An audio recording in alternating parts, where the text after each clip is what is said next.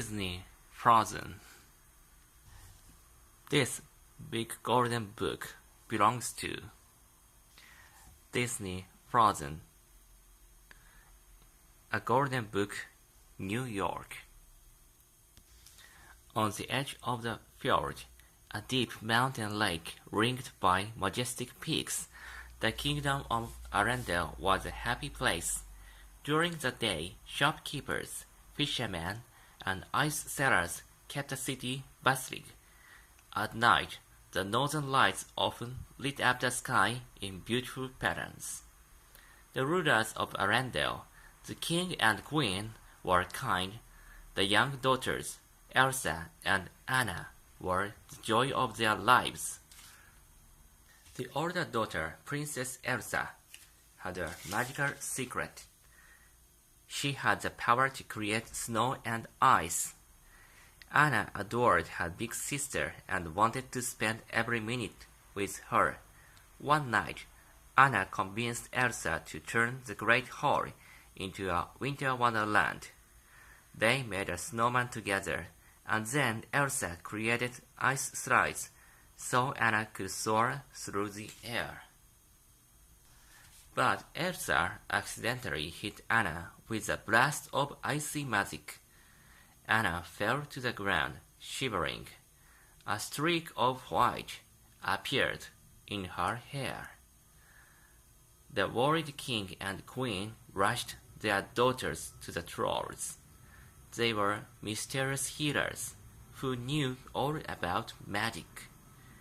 A wise old troll was able to cure Anna by helping her to forget the injury and the magic. He also had a warning. Elsa's power will grow, he said. She must learn to control it. Elsa was afraid that she would hurt her sister again. She spent her time practicing to keep her magic under control. It was difficult, especially when she became upset. As a precaution, the king decided to keep the castle gates closed. Anna couldn't remember Elsa's magic, but she still wanted to play with Elsa. No matter how much Anna pleaded, Elsa refused to open her door. Years passed, but the girls didn't grow any closer, even when their parents were lost at sea. Then one summer day, it was time to crown Elsa as queen. Guests from far away sailed to Arendelle for the coronation. Anna was excited to meet so many new people, especially a handsome young prince named Hans. Meanwhile, Elsa was still struggling to hide her powers. She just hoped she could make it through the day. Suddenly, bells rang. The ceremony was about to begin. To Elsa's relief, the coronation went exactly as planned. Afterward, a party was held in the great hall. Anna and Prince Hans spent the evening laughing and talking. It was love at first sight. Anna introduced Hans to Elsa and announced that they were engaged. Elsa objected. "You can't marry a man you just met." "You can, if it's true love," Anna replied. "My answer is no," Elsa said firmly and started to leave the room. Anna couldn't believe that Elsa was walking away without talking to her. Feeling upset, she grabbed Elsa's hand and accidentally pulled off her glove. "Why do you shut me out?" Anna asked. "Enough!"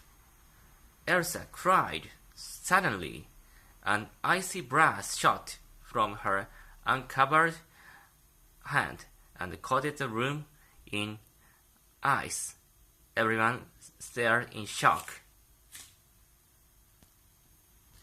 Frightened by her own power, Elsa fled from the hall. As she ran through the Arendelle, everything froze around her. "Stay away from me!" Elsa warned her subject. She didn't want to hurt anyone. The townspeople were confused and afraid. "Monster!" yelled the Duke. Even the fjord froze as Elsa stepped onto the water. All the ships were locked into the ice. Elsa quickly crossed the fjord and ran up into the mountains. As Elsa climbed higher, she left her powers loose. For the first time, she didn't have to hide them. She used her magic to create a beautiful ice palace at the top of the mountain. It would be Elsa's new home, where she could be free and alone. She'd never hurt anyone again. Elsa's midsummer blizzard covered Arendelle with snow and ice. The whole kingdom was panicking, and Anna knew she had to find her sister. Leaving Hans in charge of the kingdom, she rode into the mountains, but her horse got scared and threw her off. Anna was lucky to find a little trading post. Inside the trading post, Anna bought dry clothes. Just then, the door flew open. In came a mountain man covered in snow. His name was Kristoff, and he said that the storm was coming from the North Mountain. That gave Anna an idea. She found Kristoff in the stable with his reindeer, Sven. She asked him to take her up the North Mountain to find Elsa.